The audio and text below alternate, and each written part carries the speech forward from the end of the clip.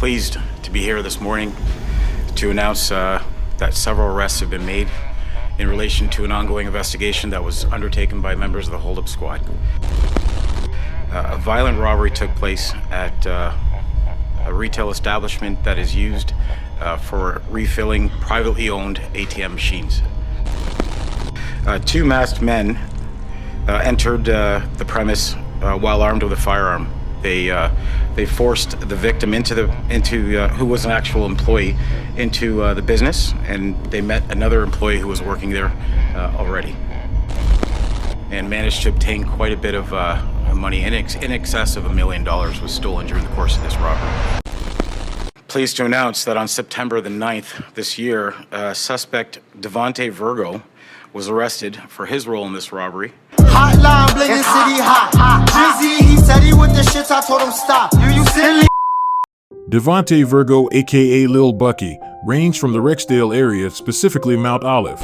Living in Rexdale is kind of like living on a remote island. The region is nowhere near any main subway arteries for one, and has significantly lower levels of government investment than the rest of the city, despite being labeled a priority neighborhood in 2014. In the media, Rexdale often gets used as shorthand for social problems and gang activity, with the National Post once describing it as blighted and violence-plagued. You may also remember it as the area where former Mayor Rob Ford once smoked crack in a drunken stupor. Do you smoke crack cocaine? Exactly. Yes, I have smoked crack cocaine. Rexdale is a unique place, and in my opinion, it's probably the most isolated area of Toronto. The expansion of the TTC has happened, but it has yet to happen in that area of the city. So the kids who are living there, they're usually there all the time. It's hard to get around, so they might feel they're stuck there. The neighborhood's physical and social seclusion, coupled with its negative reputation, make it hard for its youth to envision many options for themselves. Sometimes the stigma that's put on the area holds you down and you get wrapped up into it. So unfortunately, some of the residents decide to make wrong choices for various reasons, and others don't.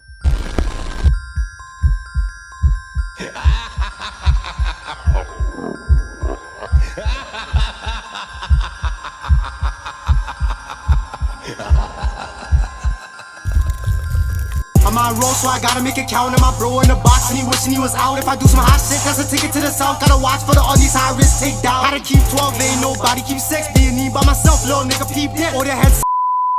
In an attempt to stay on the right path, Bucky begins his college recruitment process to play basketball professionally. He releases several mixtapes that highlight his quickness and agility despite his short stature, as he stands at an underwhelming 5'8". He describes himself as an individual with an incredible work ethic and willing to go above and beyond despite his physical limitations. Bucky seemed determined to stay on the right path, but what the National Post once described as blighted and violence-plagued, the streets of Rexdale came knocking. On May 9th, 2018, Toronto police pulled a car over in the Sentinel Road and Finch Avenue West area after allegedly spotting an open liquor container in the vehicle. They ordered 3 males out of the vehicle to conduct a search, where they allegedly found a bag containing drugs. Police say one of the 3 men snatched the bag out of an officer's hand and ran away, while the 2 other males also started to run. Officers chased the suspect who snatched the bag of drugs and observed him tossing an object. He was able to evade officers and escape. Not too long after, Toronto police released images of a young 18-year-old Bucky and named him a suspect wanted in connection with what started as a routine traffic stop and ended in a foot chase. In a pre-sentence report prepared for Bucky, it detailed that he had been shot prior to the arrest and had no criminal record, but that did not stop the Crown Counsel from proposing a sentence of 4 years in jail. This proposal comes less than a year after the same Crown Counsel sentenced Lil Bucky's younger brother to 1 year for possession of a firearm, as he was the one that attempted to retrieve the discarded object, which ended up being a high-power Browning firearm with 12 rounds of ammunition in the magazine and 1 in the chamber. Lil Bucky was subsequently sentenced to 2 years in jail, followed by 3 years of probation and a lifetime ban on possessing a firearm. While incarcerated, he would release numerous projects which quickly gained traction within the underground Toronto rap scene. By 2019, he was released, and all was good, as his consistency with his music and overall quality were getting better and seemed to signal him being on the right path. Or so we thought. Good morning. Today at Toronto Police Headquarters, Superintendent Michael Barsky will be releasing the results of Project Heavy Bag. Superintendent? It's alleged that the accused persons, with some degree of planning, targeted this particular location. Two masked men entered the premise while armed with a firearm and managed to obtain quite a bit of money. In excess of $1 million was stolen during the course of this robbery. A total of 8 handguns were seized in this investigation. Drum-style magazines, as you can see here, which are capable of carrying numerous rounds of ammunition. Approximately 330 grams of cocaine, body armor, and numerous rounds of ammunition. It's quite clear and evident that these individuals have a huge, high propensity for violence. And I'll just name the accused again. Devontae Virgo, 23 years. He's been charged with conspiracy to commit an indictable offense.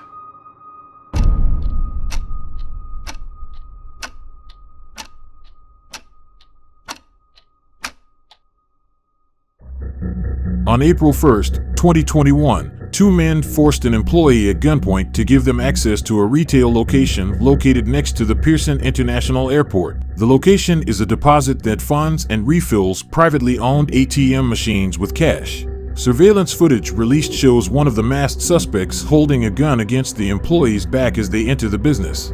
They then go into an interior room where another employee is seated at a desk and drag that employee out by brute force and eventually forcing them to open a series of locked safes in another room. The video then shows one of the suspects forcing that employee to the ground and hitting him on the back of his head with the butt of a handgun while the other suspect stuffs cash into a large garbage bag.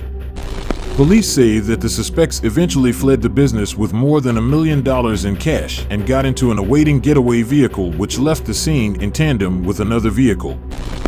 During the robbery, investigators highlighted the clumsiness of one of the robbers as he initially arrived with a bag to stuff the cash into. However, in an apparent panic, he misplaces the bag as he realizes he left one of the victims alone in a separate room.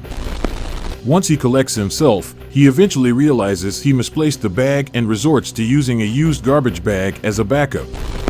Unfortunately, the garbage bag was too small to fit what was noted to be more than $1 million in cash, as some of the money spilled into the parking lot outside of the establishment.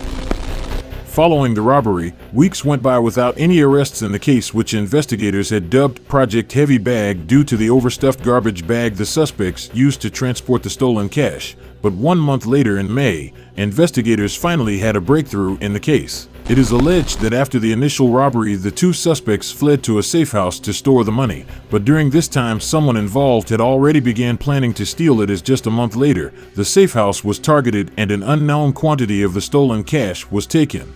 Now this is where the story gets interesting. When police arrived to check on the well-being of the homeowner, police discovered nobody was inside, and instead they seized 8 firearms and recovered $160,000 in cash and a large quantity of cocaine.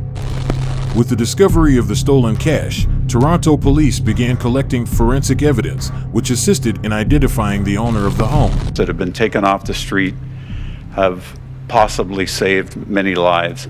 Toronto police need the public's help. They're asking anyone with information about one outstanding suspect to contact them. We'll show you a photograph now of Emmanuel Rawson, 22 years old, around 5'7", 190 pounds. He's wanted for robbery with a firearm, conspiracy to commit an indictable offense, disguise with intent, and possession of property obtained by crime over $5,000. Now, police say he should be considered armed and dangerous. If you see him, do not approach and call 911.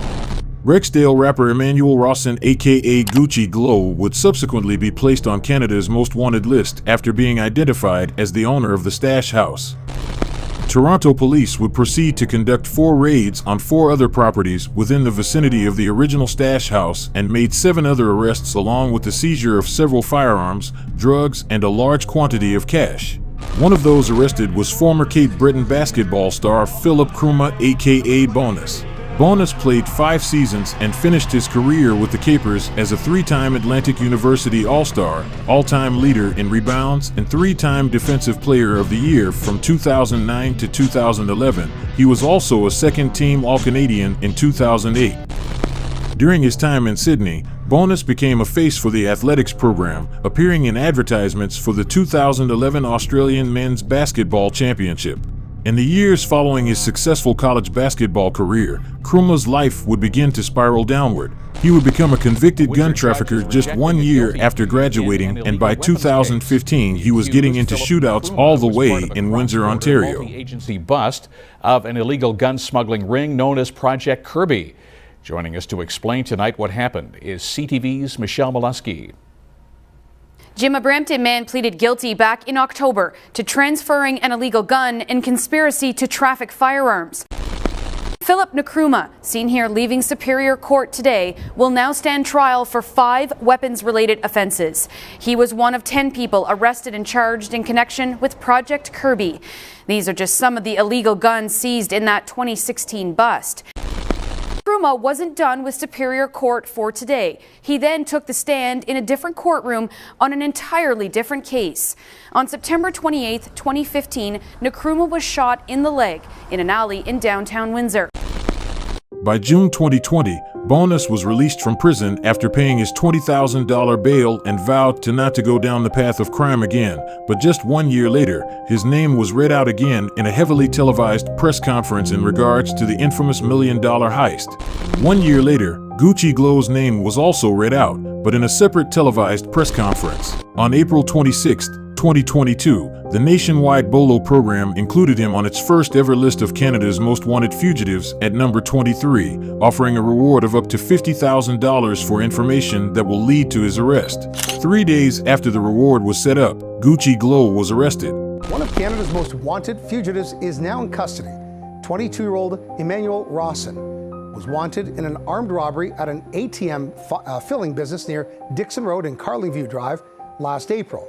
He was ranked number 23 on the BOLO, Be on the Lookout program's list of Canada's most